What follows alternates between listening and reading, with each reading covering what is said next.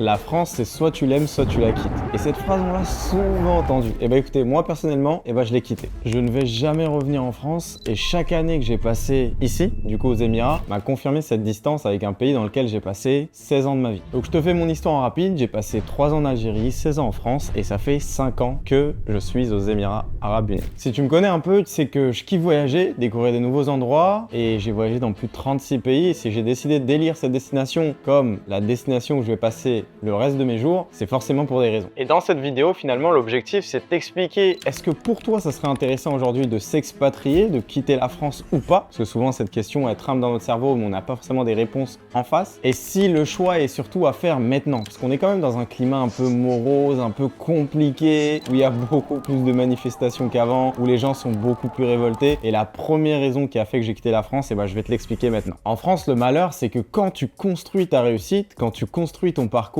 et que tu as envie d'être un peu différent de ce qui est normé, t'es tout de suite mis de côté. T'es pas dans la norme, t'es pas comme tout le monde. Et vu que t'es pas comme tout le monde, on t'accepte pas réellement. Pour moi, au final, il y a beaucoup de punitions à avoir de la réussite en France. Pourquoi? Parce que la réussite se cache au lieu d'être clairement affichée. Et pourquoi finalement on a une honte à afficher cette réussite-là? C'est parce que la France, c'est un pays qui est entre deux espaces. C'est à la fois un pays très libéral, qui est capitaliste, mais c'est aussi un pays où il y a beaucoup de socialisme et où les gens ont accès à beaucoup de droits sociaux. Et que souvent, quand on est de gauche, on n'aime pas trop les gens qui réussissent et qui affichent fièrement leur richesse et leur patrimoine. Et c'est la raison aujourd'hui pourquoi aussi j'ai plus aucun de mes amis d'avant. C'est parce que quand je leur parlais de mes projets, avec des étoiles dans les yeux et plein de rêves dans la tête, eux ils disaient que t'es différent, on sait pas trop ça va marcher. Ils osaient pas clairement me dire que en fait ils y croyaient pas. La France c'est également un pays qui te punit quand tu réussis parce que c'est l'un des pays qui propose l'une des impositions les plus élevées du monde entier. On a ce record là qui est pas forcément un beau record. En France quand tu gagnes 1 million par an à travers ta boîte ou en revenu perso, tu payes 48% minimum à l'État. Donc c'est comme si tu avais invité un associé qui était non souhaité, mais qui est invité à la table lorsque ça se passe bien. Parce que lorsque ça se passe mal, dans le cas contraire, il y a personne pour effacer tes pertes, ou effacer tes dettes, ou effacer tes créances, ou te permettre de tout simplement un peu plus respirer. Et finalement, la question centrale que je m'étais posée dans le passé et qui confirme encore plus mon choix aujourd'hui, c'est on paye des impôts, ok, pas de souci, mais l'argent des impôts, où est-ce qu'il va concrètement? Il doit servir à protéger les individus, à protéger leurs intérêts, sauf qu'en France, pour moi, la sécurité, elle a un peu disparu. Et vous le voyez ces derniers temps où tout le monde un petit peu à la chaîne, quand t'es influenceur, quand t'es exposé aux créateurs de contenu ou même entrepreneur, se fait cambrioler. Comment dans la tête de certaines personnes, ils peuvent se dire ok, on va cambrioler Cyril Gann, Just Riyad et d'autres personnes, mais ça devient un peu plus récurrent ces derniers temps. C'est tout le temps qu'on l'entend. Ça vous prouve une chose, c'est que ne comptez pas sur un État pour assurer votre sécurité, qu'elle soit financière ou personnelle, comptez sur vous. Et il y a quand même des pays dans le monde entier, excepté même les Émirats si on les met de côté, qui proposent quand même cette sécurité. Où t'es au moins serein de te balader dans la rue le soir, de pas te faire agresser à chaque coin de rue. Parce que, comme je l'ai dit toujours, et je suis là pour être transparent avec vous, le climat devient anxiogène. Également parce que ça fait partie un petit peu de la philosophie française. En France, on est un pays extrêmement riche. C'est-à-dire qu'on est dans le top 10 des pays les plus riches du monde. Par contre, il y a une chose que les autres pays ne font pas, qui sont dans ce top 10, c'est qu'en France, lorsque tu es riche, il faut vivre riche, mais en étant caché, non pas en étant exposé. Exposer ses richesses, c'est s'attirer des yeux et forcément des jugements dont tu n'as pas vraiment besoin, surtout lorsque tu es en construction. Et je vais vous donner une statistique qui est ici importante, qui va vous montrer ce contraste fort en France. Selon un rapport de l'UBS, aujourd'hui, en France, on estime qu'il y a plus de 2,1 millions de millionnaires que en France. Ce qui place la France en rapport avec sa population à être le 3e pays qui comporte le plus de millionnaires après les États-Unis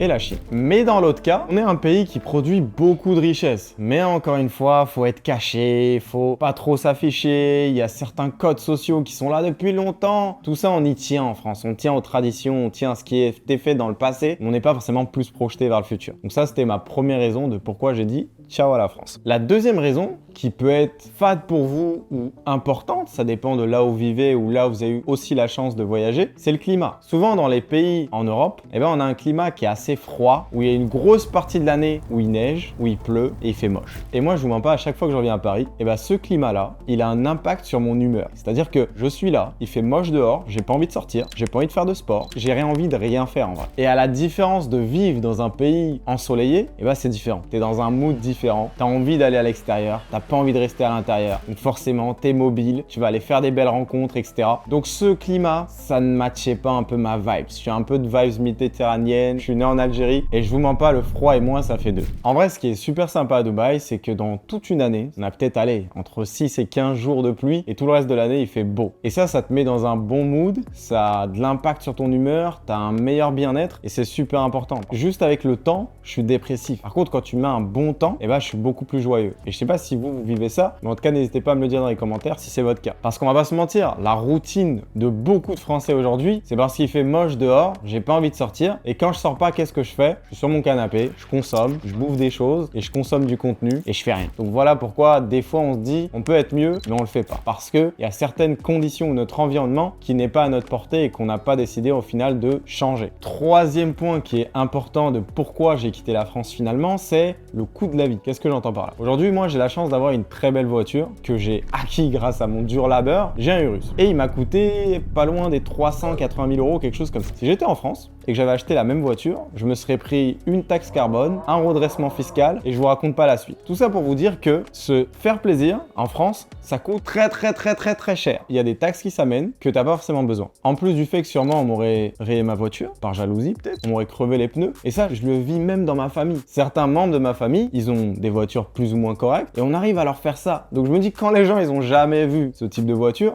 ils ont des comportements clairement de jaloux. Comment t'en viens à des manifestations, de brûler des Ferrari, de les taguer? C'est un autre monde en fait. Et je vais pas forcément parler du plein d'essence qui ne fait que d'exploser, des coûts des loyers aussi, parce qu'on va pas se mentir. Aujourd'hui en France, tu vas payer 1 000 € pour un studio, t'as 10 mètres carrés à Paris, alors qu'en vrai 1 000 € dans d'autres pays, ça te donne beaucoup plus de superficie, un meilleur confort de vie, peut-être 50, 100 mètres carrés. Donc ça a rien à voir. Pour le même argent, t'en as beaucoup plus pour cet argent-là à l'extérieur que de dépenser en France. Mais pourquoi les gens finalement ne décident pas de bouger? C'est parce qu'ils ont peur. Ils sont attachés à ce qu'on leur a dit, ils sont attachés à ce que les gens font, mais ils sont pas vraiment attachés à ce que eux ils peuvent devenir. D'ailleurs, souvent on parle des Émirats comme quoi il y a de la maltraitance, d'ouvriers, qu'il y a des pauvres, etc. Mais les gars, on va pas se mentir, en France, il y en a partout. Vous avez juste à descendre votre immeuble, vous allez voir des sans-abri, vous allez voir des gens qui sont dans le besoin, etc. Et ça, c'est dans tous les pays. C'est-à-dire que quand on parle des pays développés et que eux-mêmes n'ont pas résolu ce problème-là, pourquoi aller toujours dire que l'autre est un mauvais élève qu'on n'a pas nettoyé devant sa porte? Quatrième point qui a toute son importance de pourquoi aujourd'hui je me suis déplacé et que j'ai fait choix même avant le Covid en 2019, c'est qu'en gros j'ai remarqué qu'à Dubaï c'était réellement un bel endroit pour networker. Il y a beaucoup d'arnaqueurs, mais quand tu arrives à faire ton petit cercle, tu arrives à avancer très vite. Et pour vous donner un ordre d'idée, quand je suis venu en 2019, forcément après avec des efforts, du travail et de la constance, je tiens toujours à le rappeler, je suis passé de X à Y. Et de X à Y, c'était un x30 sur mes revenus. En France, les cercles de business, les opportunités, elles sont codées socialement. C'est-à-dire que si tu viens d'une certaine catégorie, pour moi, tu es un peu mis de côté. On va pas tout le temps t'ouvrir la porte. À Dubaï, c'est un peu plus différent. C'est-à-dire qu'on va pas vraiment te juger sur tes vêtements, ta couleur, ton origine, ton prénom. Non. On va se dire, ok, qu'est-ce que lui, il a fait? Il est là depuis longtemps, il est peut-être propriétaire, ok, on a envie de faire des choses avec lui. Et ça, c'est partout. Récemment, là, j'étais en train de laver ma voiture, il y avait quelqu'un qui m'a reconnu un petit peu des réseaux, etc. Et la troisième phrase qu'il m'a dit, c'est, écoute, s'il y a un truc où on peut faire du business ensemble, c'est parti. Il y avait une très belle voiture, j'en ai une également. Donc, tu vois, tu peux créer ce type de synergie très facilement à différents endroits. Alors qu'en France, c'est un peu plus compliqué. Et aujourd'hui, si tu as envie de faire de l'argent, va là où il y a de l'argent. Va là où le monde se dirige. Et le monde se dirige aujourd'hui vers, pour moi, les nouvelles économies de demain. Et les Émirats et Dubaï en font partie. Ici, ils attirent des talents, ils attirent les futurs entrepreneurs de demain, ils commencent déjà à investir. Il y a des réformes qui sont rapides, Il y a de quoi faire. Il y a de quoi faire dans le futur si tu as envie aujourd'hui d'aller exploser. Par contre, en ayant forcément un revenu stable ou en ayant des revenus de l'extérieur ou quoi que ce soit. Viens pas de zéro et te dire ok, je vais arriver à ce niveau. Non, viens avec déjà une base. Et moi, ma base à l'époque, c'était entre 10 et 15 000 € par mois. Bon, tout ce que je suis en train de vous dire, c'est que de mon expérience. C'est un avis qui n'engage que moi-même. Ça fait à peu près 5 ans que je suis ici. Comme je vous ai dit, j'ai beaucoup voyagé, donc j'ai pu voir de mes propres yeux qu'est-ce qui me parlait le plus.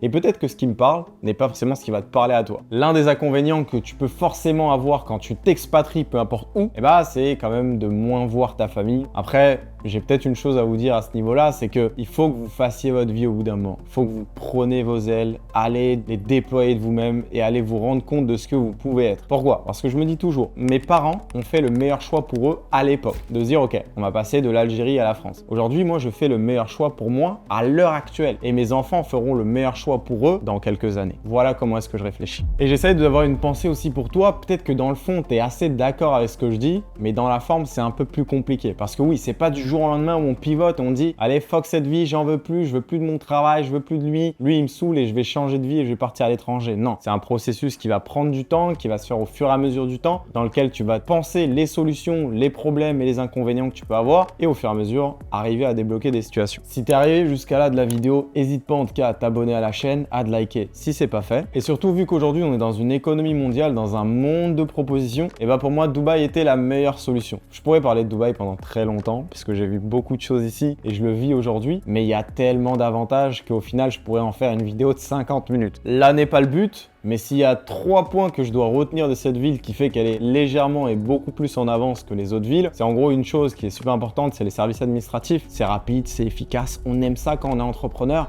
On n'aime pas passer 50 000 ans sur des papiers, des procédures qui n'en finissent pas. La deuxième chose, c'est que c'est une ville qui est constamment réveillée. C'est-à-dire que si tu as envie de manger à 2 h du mat, tu peux. À 6 h, tu peux. Si tu as envie de te faire une soirée à 4 h, tu peux. Et si tu as envie de commander un truc et en 15 minutes, il est chez toi, tu peux aussi. Donc en gros, il y a toujours des choses à faire à Dubaï. C'est une ville qui ne dort jamais. Les gens sont toujours dehors, que ce soit le matin, l'après-midi, le soir ou très tard le soir. Et la troisième chose, ça va être la propreté des endroits. Parce que oui, quand tu marches dans la rue, tu as envie que ça soit propre. Quand tu regardes ton balcon, tu as envie que ça soit propre. Quand tu vas ne serait-ce que déposer ta poubelle, ici c'est dans les bâtiments, c'est super pratique, tu as envie que ça soit propre. Et la propreté, les gens la négligent souvent, mais ça fait partie du bien-être d'une société. Et c'est pour ça que Dubaï est largement en avance et l'une des villes les plus propres du monde. Bon, on arrive sur la fin. En tout cas, je vous souhaite de trouver votre ville, de trouver votre Dubaï à vous. Je vous souhaite le meilleur par rapport à tous vos projets. Vraiment, allez chercher vos rêves, parce qu'il n'y aura personne pour aller les chercher si ce n'est vous-même, et le meilleur pour la suite.